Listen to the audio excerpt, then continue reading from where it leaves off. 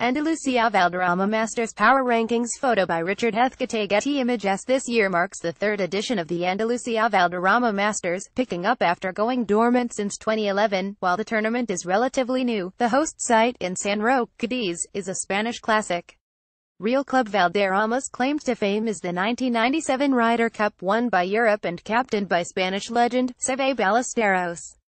Valderrama also hosted the Volvo Masters for two 6-year stints, most recently in 2008, and the WGC American Express Championship, now WGC Mallorca Championship, from 19,992,000. Most recently it was the venue for last year's 2016 Open d'Espagne. I could try to describe the test in store for the field this week at the 6,991-yard par 71 Robert Trent Jones design, but I'll let a two-time major champion do the job instead. Here's what Martin Kaymer told the European Tour before last year's Open d'Espagne. It is very challenging from the tee. You need to hit all kinds of tee shots, fades, draws, low, high, and even when you hit the fairway you can be blocked by trees. So you need to have a good strategy for the golf course. The greens are very small, so it is all about ball striking. It is never going to be a putting competition. Any day, if you shoot something around par, it is a very good score, but shooting a round of 68 or 75 can be very close together, so that is the exciting part about Valderrama. The course is not as tree-lined as it once was, but proper placement off the tee will still be of value this week. When the winds pick up, Valderrama can be lethal. The winning score here at the 2016 Open d'Espagne was 1 over par, the first time on the European Tour in 20 years a winning score was over par. Only 18 players bested 10 over on the week. This year's field isn't particularly strong due to an untimely position on the schedule.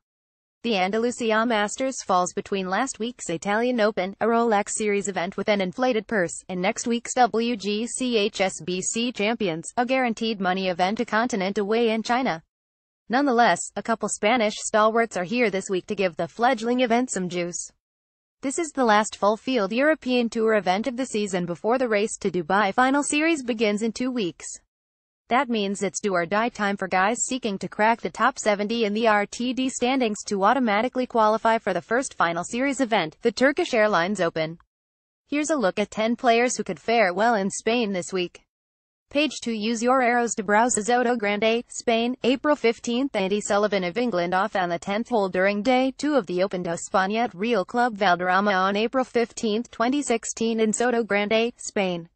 Photo by Ross Kinnard. Getty Images. Andy Sullivan's game has fallen on hard times in recent weeks, but some of his best results aren't too far in the rear-view mirror.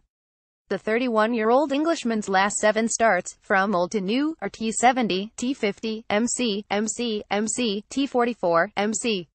I conveniently drew the line where I read it, as this poor stretch was right on the heels of an impressive streak. From March to July, Sullivan made money 12 tournaments in a row, collecting 2 top 10s, 4 more top 20s and a T48 at the Masters. Add that to his phenomenal 3-win season in 2015 and qualifying for the Ryder Cup in 2016 and I'm nowhere close to thinking Sullivan's game is an insurmountable spiral. Coming off a missed cut last week at the Italian Open, albeit with scores of 69 and 71 in the week before off, Sullivan should be ready to go at a course he played well at last year. The fun-loving Sullivan handled the adverse playing conditions at Valderrama deftly in 2016.